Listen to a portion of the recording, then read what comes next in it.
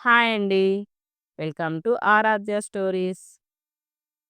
ఈరోజు మన ఛానల్‌లో ఒక చిన్న హెల్త్ ఇన్ఫర్మేషన్ గురించి తెలుసుకుందాం.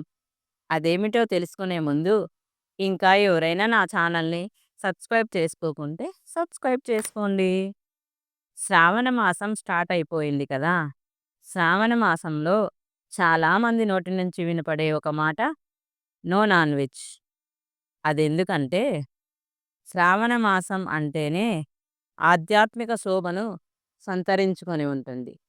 పూజలు, వరలక్ష్మి వ్రతాలు, మంగళగౌరి వ్రతాలు ఇలా ఎన్నో ఆధ్యాత్మిక పూజలు చేసుకునే మాసం ఏమిటంటే శ్రావణ మాసం. చాలామంది ఈ ఆధ్యాత్మికత వల్ల మాంసం తినకుండా నో నాన్ వెజ్ అంటున్నారు.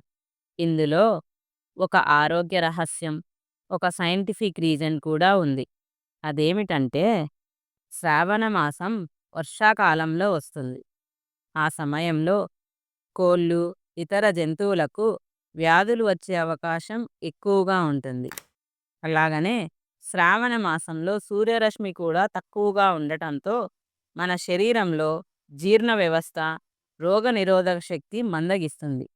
అలాంటప్పుడు మాంసం తినడం వలన జీర్ణ సమస్యలు ఎక్కువవుతాయి. అలాగనే ఆ కోళ్ళు, ఇతర జంతువుల యొక్క మాంసం వలన వాటికున్న రోగాలు మనకు వచ్చే అవకాశం ఉంది. వీటన్నిటి నుంచి తప్పించుకోవడం కోసం శ్రావణ మాసం నో నాన్ వెజ్ అని చెప్తారు.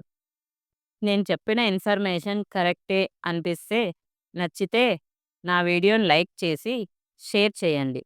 అలానే ఇలాంటి మరిన్ని వీడియోస్ కోసం నా ఛానల్‌ని సబ్స్క్రైబ్ చేసుకోండి ప్లీజ్.